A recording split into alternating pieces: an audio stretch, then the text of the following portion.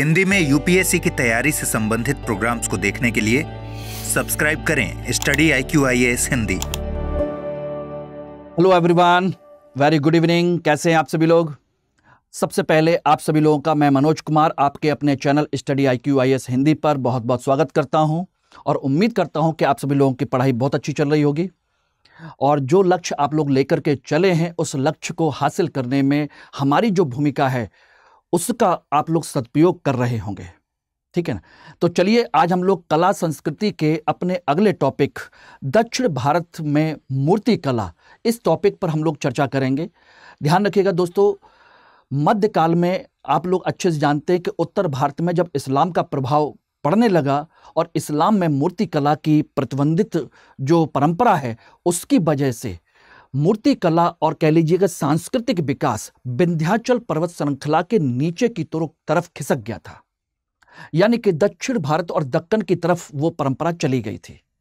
ठीक है, तो मध्यकाल में सबसे ज्यादा जो सांस्कृतिक विकास हुआ है वो आपका दक्कन और दक्षिण भारत का है और इसी परंपरा में आप देख सकते हैं कि दक्षिण भारत में मूर्ति कला यानी कि सांस्कृतिक दृष्टिकोण को उस स्तर पर दर्शाती है जो आप सोच नहीं सकते हैं। ठीक है, तो अब आप समझ सकते हैं कि ये जो पीरियड है दक्षिण भारत का बहुत ही इंपॉर्टेंट है कला संस्कृति के विकास के दृष्टिकोण से भी और हमारे एग्जामिनेशन पॉइंट ऑफ व्यू से भी। दोस्तों एक चीज ध्यान रखिएगा, पिछली क्लास में मैंने आप लोगों को दो मूर्ति कला पर लेक्चर मैंने डिस्कस किए हैं।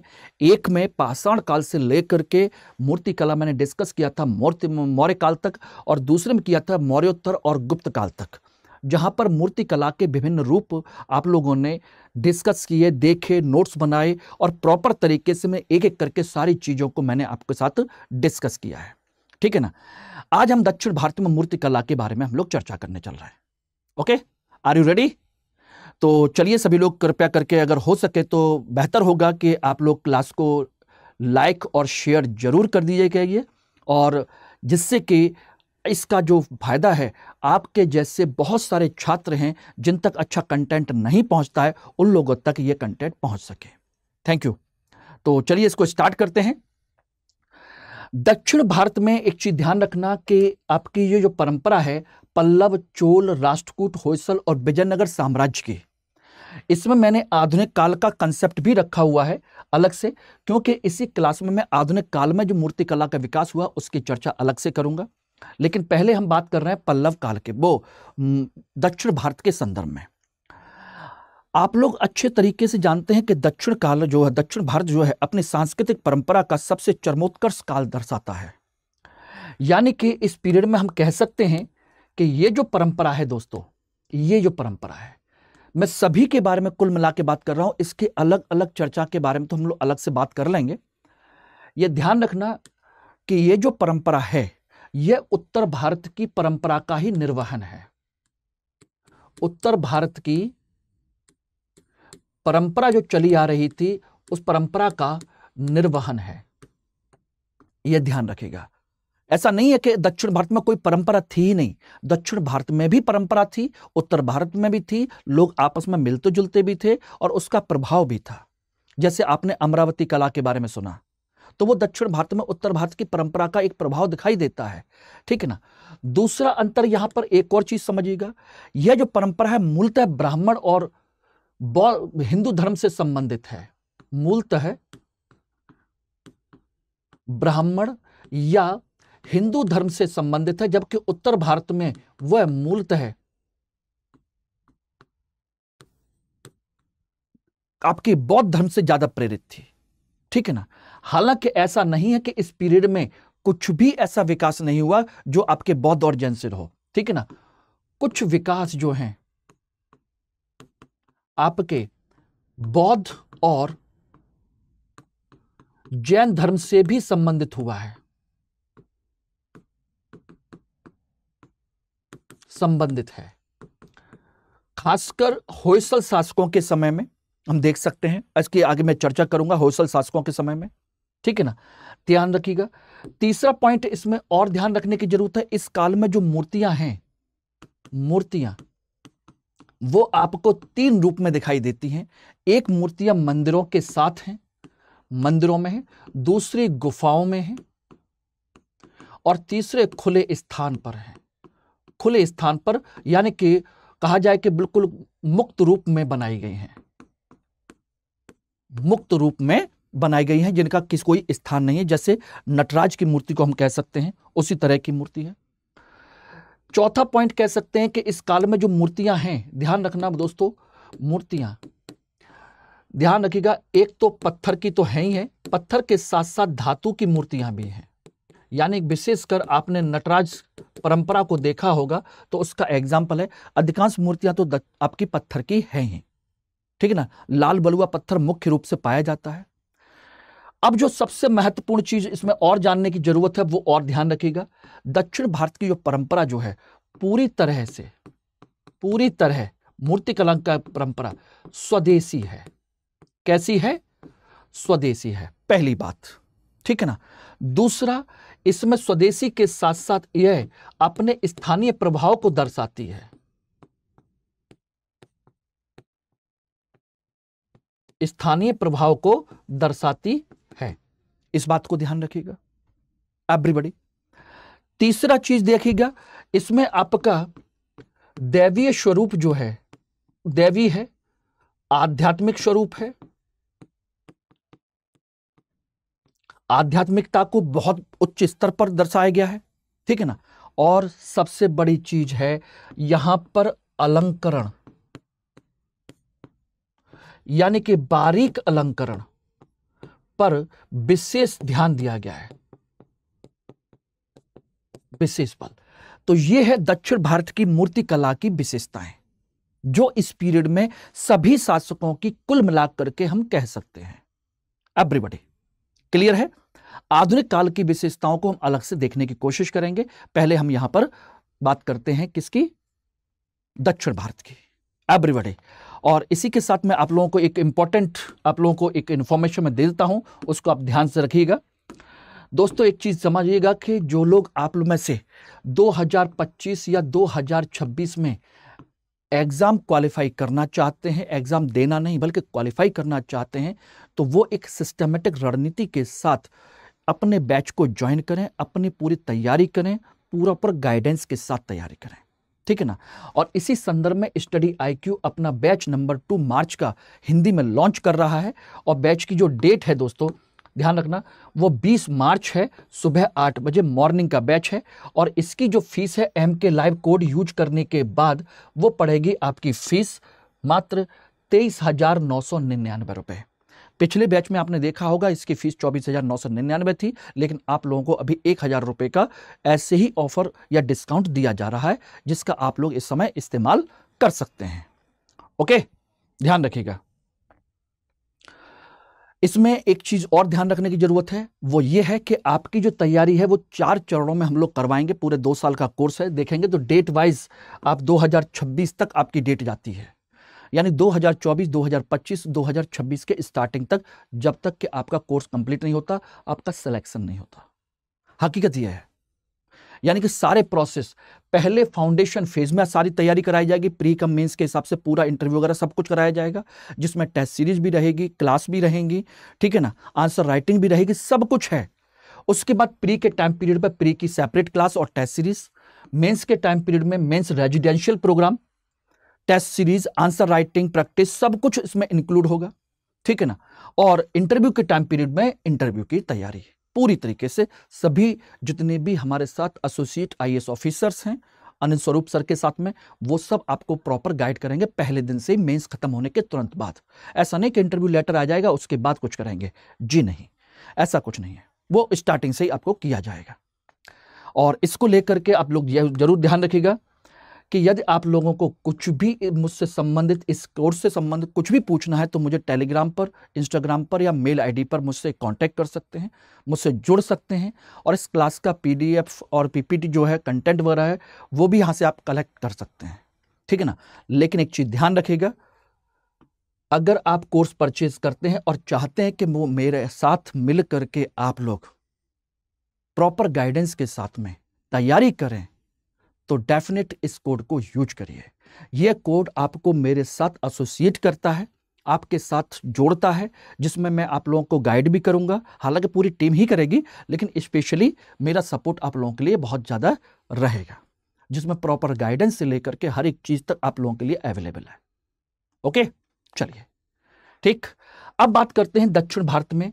दक्षिण भारत में आपने देखा कि मैंने आपके सभी प्रमुख राजवंशों के नाम लिखे हैं।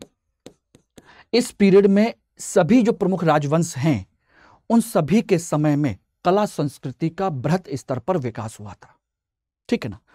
और इसकी शुरुआत हुई पल्लवों के समय में। पल्लवों के समय में आप अच्छे से जानते हैं कि यह कला जो है हिंदू धर्म से संबंधित है। दूसरा, इसका संबंध महाबलीपुरम से है, महाबलीपुरम।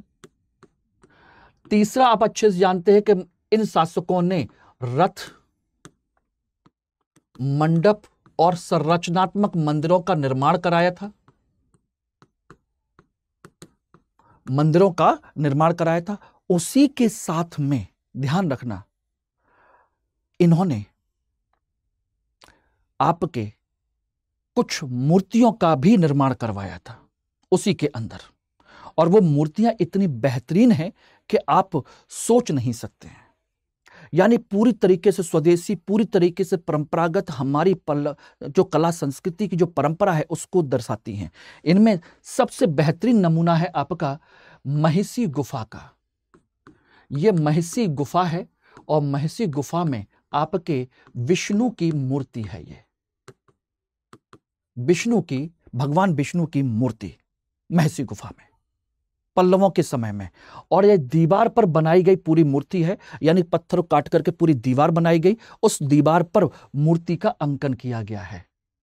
यानी कि दीवार पर मूर्ति का अंकन। और आप अच्छे से जानते हैं कि एकाश्म पत्थर की परंपरा पल्लवों ने बहुत अच्छे से विकसित की थी, खासकर रथ और आपके मंडप मंदिरों के संदर्भ में। अब आप देख सकते हैं भगवान विष्णु आराम से शेषनाग की सैया पर, जैसा कि देवगढ़ के दशावतार मंदिर में मिलता है उत्तर भारत में, सेम उसी तरीके से दक्षिण भारत में ये मिलती है। उसी तरह से देवी देवता, तमाम तरह के जो उनके गणमान्य लोग हैं, उनके आगे पीछे बैठे हुए हैं, हवा में उड़ रहे हैं या जैसे भी बैठे हुए हैं, वो सब चित्र का प्रदर्शन किया गया है। ये बात ध्यान रखिएगा एवरीबॉडी, क्लियर है। इसी के साथ देखेंगे तो आपके एक और परंपरा है, इसी एक और बेहतरीन जो कला का नमूना मिला है वो ये है आपका।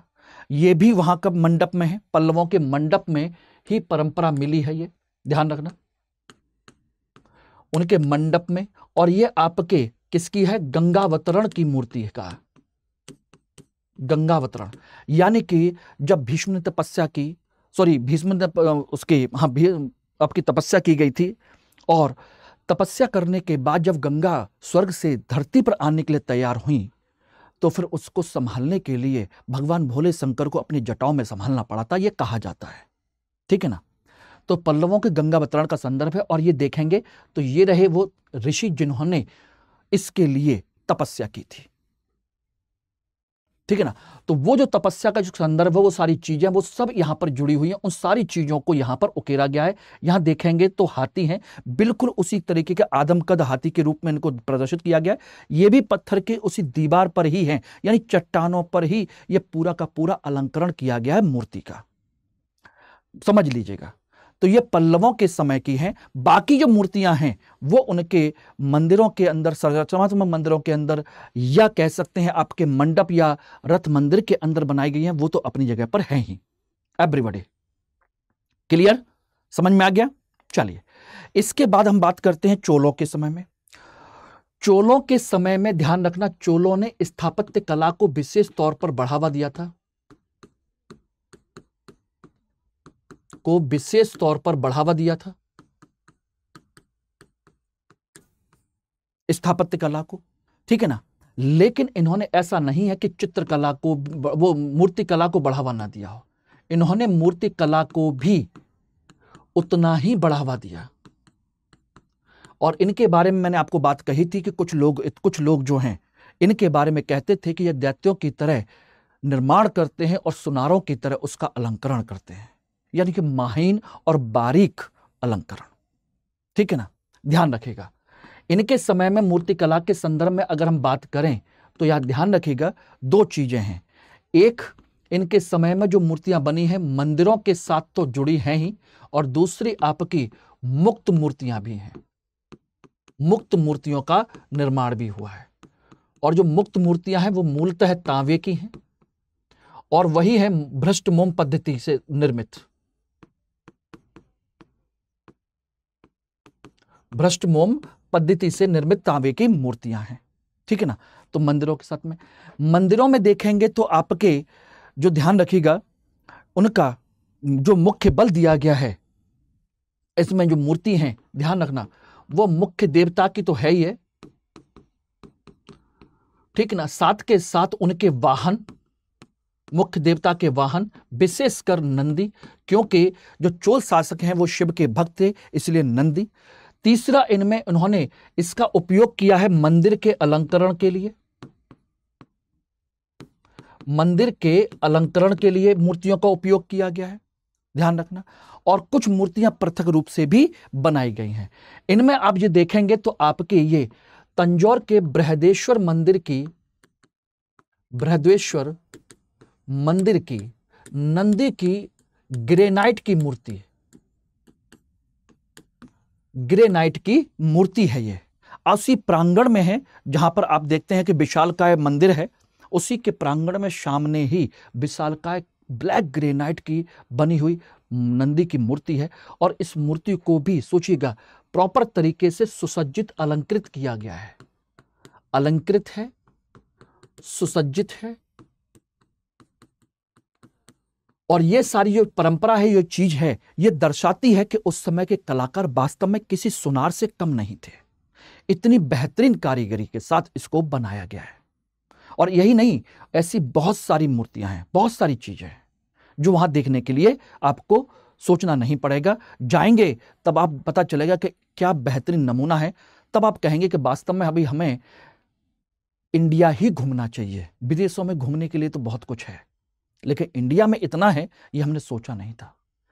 किसी समय अलाउद्दीन खिलजी दुनिया को जीतना चाहता था, और उस समय उसके एक मित्र काजी ने उसे सलाह दी थी कि पहले हिंदुस्तान ही जीत लीजिए, उसके बाद दुनिया को जीतिएगा, विश्व को जीतिएगा, सिकंदर की तरह। पहले हिंदुस्तान जीतिए। उसके कहने पर उसने हिंदुस्तान जीता। वही सेम मैं आप लोगों से कह रहा हूं कि दुनिया बाद में घूम लीजिएगा, पहले हिंदुस्तान घूम लीजिए, अपना भारत घूम लीजिएगा।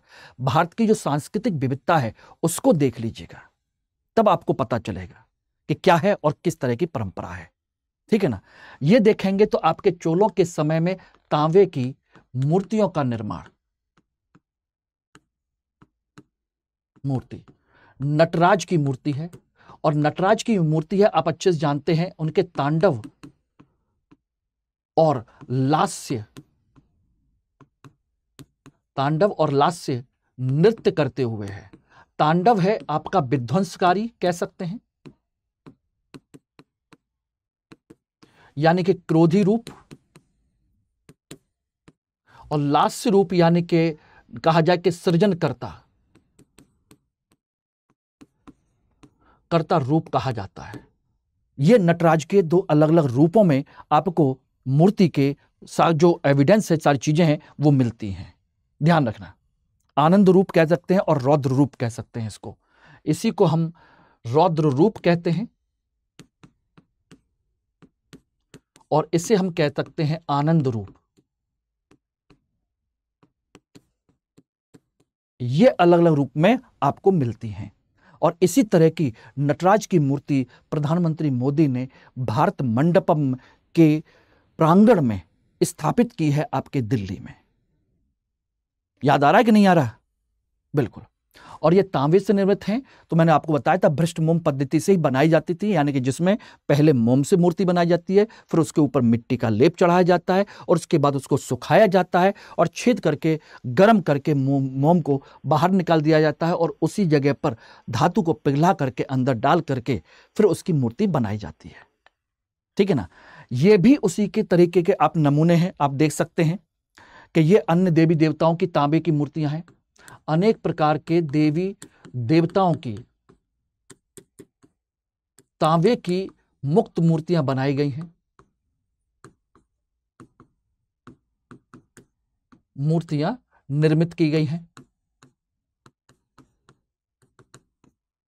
ओके, तो ये बात क्लियर हो गई एवरीबॉडी। अब आप यहां देख सकते हैं कितना उन्मुक्त स्वरूप है, कितना सुंदर और तरीके से इनको बनाया गया है। ऐसा लग रहा है जैसे कि इनका सांचा एक एकदम बिल्कुल ढाला गया हो। उनके बैठने की मुद्रा से लेकर के उनके खड़े होने की जो शैली है, ठीक है ना, जो उनकी भाव भंगिमा है, उनको आप देखिएगा तब आपको पता चलेगा कि वास्तव में मूर्तियां कितनी मेहनत और कितनी कलाकारी, कितने उनके कौशल को प्रदर्शित करती हैं। तो यानी कि ये मूर्तियां दिखाती हैं कि दक्षिण भारत के जो कलाकार हैं वो किसी व्यवस्था में किसी भी काल से 19 नहीं है, बल्कि 21 बैठेंगे। अपनी कौशल क्षमता में, अपनी तकनीकी क्षमता में, ठीक है ना, अपनी विद्वत्ता में या अपनी कलाकारी में, सभी रूपों में 21 है, कम नहीं है किसी भी रूप में। इसके बाद आते हैं आपके चालुक्यों के समय में। देखा तो चालुक्यों के समय में ध्यान रखना दोस्तों, बादामी की गुफाओं में कुछ मूर्तियां और चित्र मिलते हैं। तो उनके बारे में हम लोग चर्चा करेंगे जब हम गुफा स्थापत्य कला को पढ़ेंगे। अभी मैं गुफा स्थापत्य कला को विशेष तौर पर नहीं पढ़ा रहा हूं, इसलिए मैं कुछ चीजों को इग्नोर कर रहा हूं, ठीक है ना। तो चालुक्यों का जो कंसेप्ट है वो बादामी की गुफाओं और अन्य प्रकार की गुफाओं से संबंधित है, इसलिए मैं उनके अंदर की मूर्तियों के बारे में विशेष तौर पर चर्चा नहीं कर रहा हूं। गुहा स्थापत्य कला हम अलग से पढ़ेंगे। अभी हम बात कर रहे हैं राष्ट्रकूटों के समय में। राष्ट्रकूट शासकों ने, यह ध्यान रखिएगा, आपके हिंदू परंपराएं सारी चीजें तो बनाई, साथ के साथ उन्होंने जैन और बौद्ध परंपरा को भी आगे बढ़ाया। यानी कि हम कह सकते हैं कि राष्ट्रकूट शासकों ने गुफाएं भी निर्मित करवाई,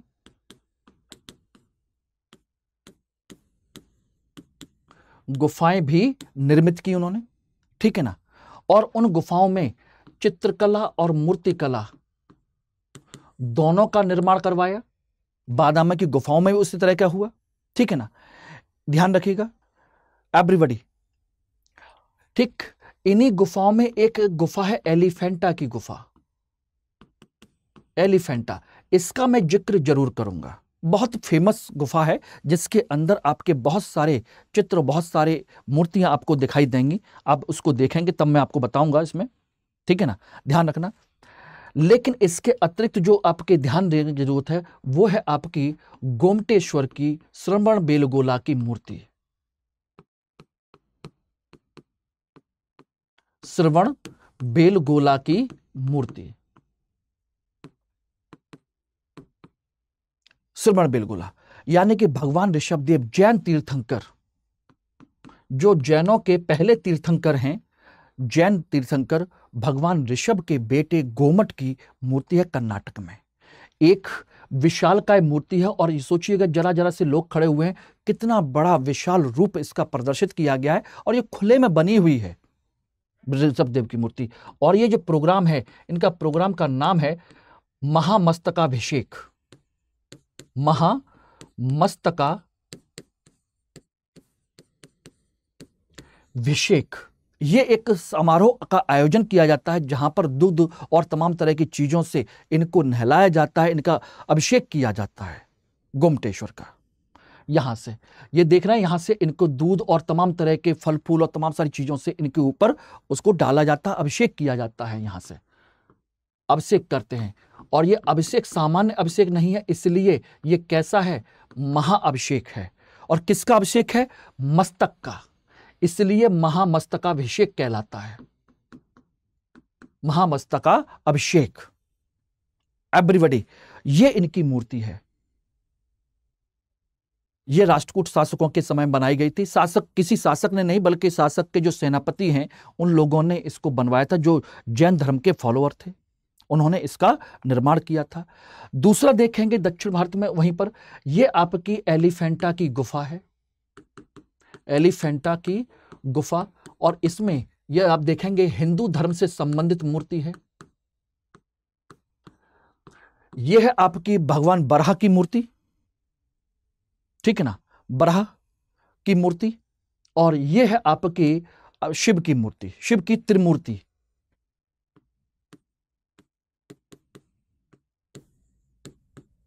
त्रिमुखी मूर्ति शिव की यहां पर बनी हुई है। आप देख सकते हैं कितना बेहतरीन कलाकारी है, कैसे उसको बनाया गया है। यानी कि ये एकास्म पत्थर से बनाई गई हैं। और जो एलोरा की जो है, ये ध्यान रखना, ये एलिफेंटा की गुफा की नहीं है, बल्कि एलोरा की गुफा से बनी हुई है। बराह की मूर्ति, बराह भगवान की मूर्ति माना जाता है। इसको माना क्या मतलब है, माना नहीं जाता, बराह भगवान की मूर्ति। और साथ में देखेंगे तो विभिन्न रूप उनको दिखाते हुए भगवान बराह और तमाम सारी चीजें किस तरीके से पृथ्वी को बचाते हुए सारी चीजें दिखाई गई हैं समझाने के लिए। और यहां पर भगवान शिव की त्रिमुखी मूर्ति का यहां पर कंसेप्ट है। एवरीबॉडी क्लियर है? इसी के साथ में देखेंगे तो होयसल शासकों के संदर्भ में, होयसल शासकों के समय की जो मूर्ति कला है वो विशेष तौर पर ध्यान रखने की जरूरत है। इनकी जो कला है अन्य शासकों की तुलना में मूर्तियों में महीन कारीगरी को दर्शाती है। महीन कारीगरी का प्रदर्शन है। किसका है? महीन कारीगरी का प्रदर्शन। बहुत ही कहा जाए कि सुसज्जित हैं, सुसज्जित और अलंकृत हैं। ठीक है ना?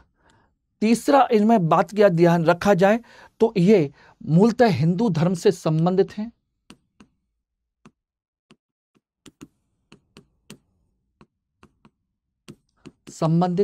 यह उनके शौर्य और भव्यता का प्रदर्शन करती हैं। शौर्य और भव्यता का प्रदर्शन करती हैं। यह उनकी तकनीकी और कौशल क्षमता को दर्शाती हैं।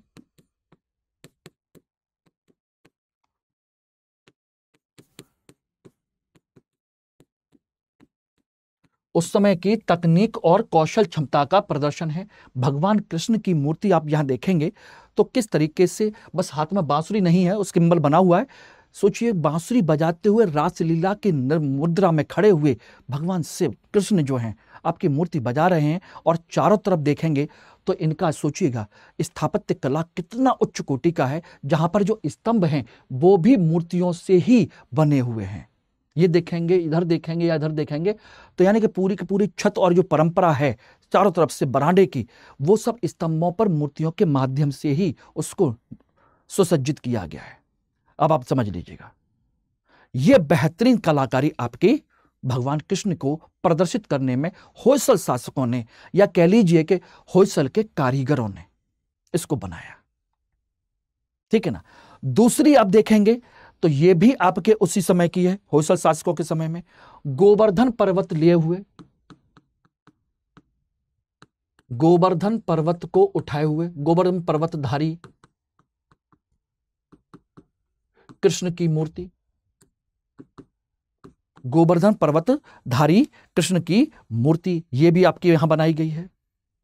अब आप समझ लीजिए कि किस तरीके से भगवान कृष्ण ने गोवर्धन पर्वत को उठाया हुआ और नीचे विभिन्न प्रकार के पशु पक्षी जीव जंतु सब उनकी शरण लिए हुए हैं। जब इंद्र ने गोकुल निवासियों पर प्रहार किया था, अत्याचार किया था, बारिश से चारों तरफ बाढ़ ला दी थी, उससे बचने के लिए भगवान कृष्ण ने जो गोवर्धन पर्वत उठाया था उसकी परंपरा है। यहां पर आप देख सकते हैं, उसको स्पष्ट तौर पर दिखाई दे रही है। मूर्ति कला में कितने अच्छे तरीके से दक्षिण भारत के प्रभाव को दिखाया गया है कि कृष्ण का सोचिए जो मुकुट है यह दक्षिण भारतीय परंपरा को दर्शाता है। ओके, ध्यान रखना, ठीक है ना? ध्यान रखिएगा। तो ये जो मुकुट है, मुकुट जो पहनाया हुआ है, यह दक्षिण भारत की स्थानीय परंपरा को दर्शाता है, स्थानीयता को दर्शाता है। ठीक है ना? बाकी अलंकरण कैसा भी हो सकता है, उसमें कोई समस्या नहीं है। इसी के साथ में एक चीज और ध्यान रखिएगा, यह महीन कारीगरी है शाल भंजिका की। शाल भंजिका, शाल भंजिका एक ऐसी मूर्ति की इमेज की जाती है, ऐसी मूर्ति का परिकल्पना की जाती है जो बताती है कि एक स्त्री पीपल के पेड़ या शाल वृक्ष के पेड़ को पकड़े हुए खड़ी हुई है। तो यह शाल भंजिका की मूर्ति है। और शाल भंजिका की मूर्ति केवल दक्षिण भारत में ही नहीं बल्कि उत्तर भारत में भी है। उत्तर भारत में आप देखेंगे सांची के स्तूप के तोरण द्वार पर उसकी मूर्ति बनी हुई है। जहां पर वो एक तरीके से पेड़ की टहनी पकड़े खड़ी है, भगवान बुद्ध से प्रेरित जो पीपल का पेड़ है उसको टहनी को पकड़े हुए दिखाया गया है। यहां पर उस कलाकारी को दिखाया गया है शालभंजिका के रूप में। अब आप समझिएगा कितनी महीन आपकी कारीगरी इसमें प्रदर्शित की गई है। नृत्य मुद्रा में पकड़े हुए चारों तरफ पेड़ पौधे हैं, सारी चीजें हैं। यह है आपकी बौद्ध धर्म से प्रेरित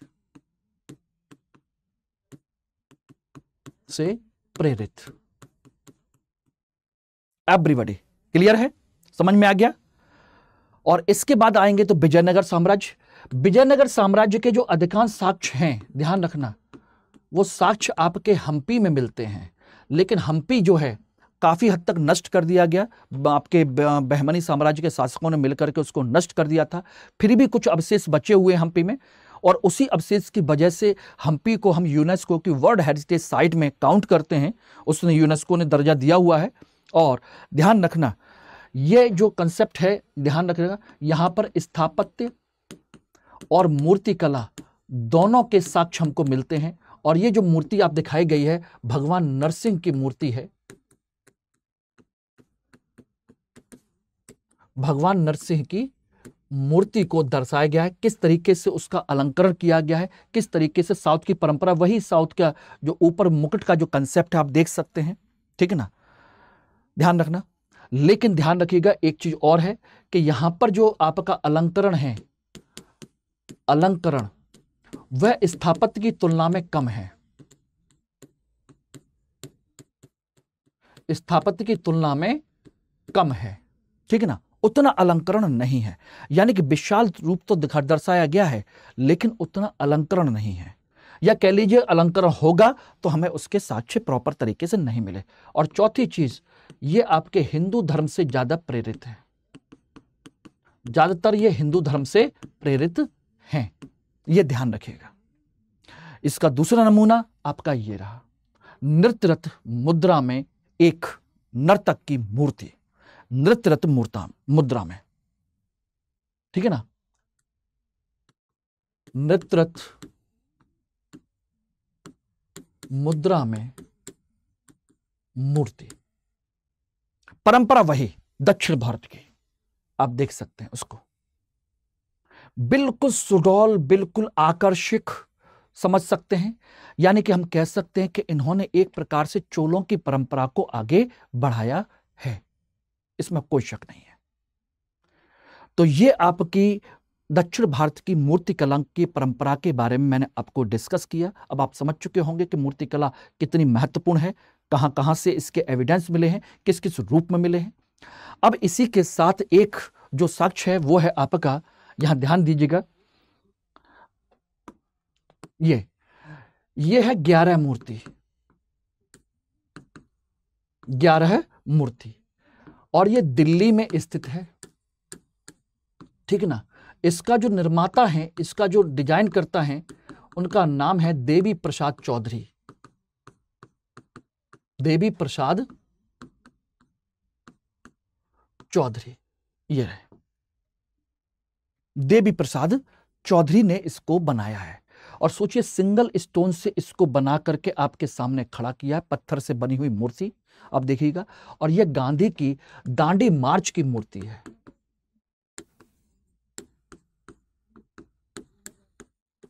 दांडी मार्च की मूर्ति है गांधी की। यह आधुनिक कला को दर्शाती है, आधुनिक स्थापत्य का एक नमूना है।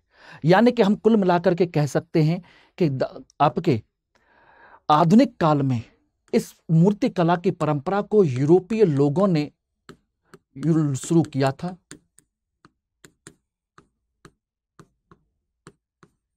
यूरोपीय लोगों ने क्या किया था, इसको शुरू किया था।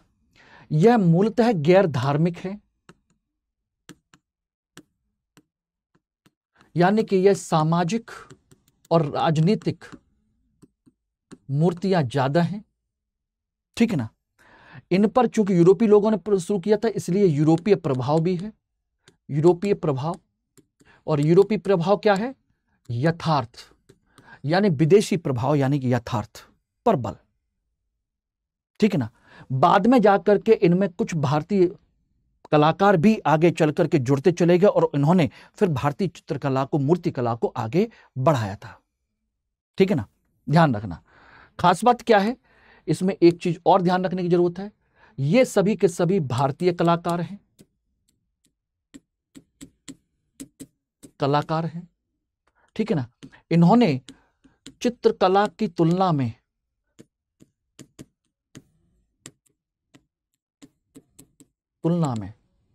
मूर्तिकला का विकास कम किया।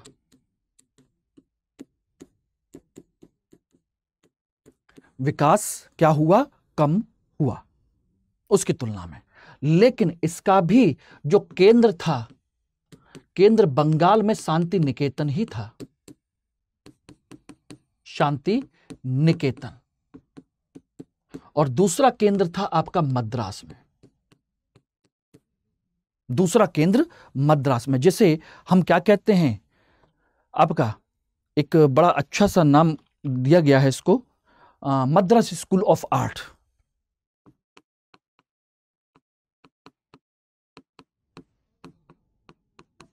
मद्रास स्कूल ऑफ आर्ट इसको नाम दिया गया, और बंगाल में शांति निकेतन।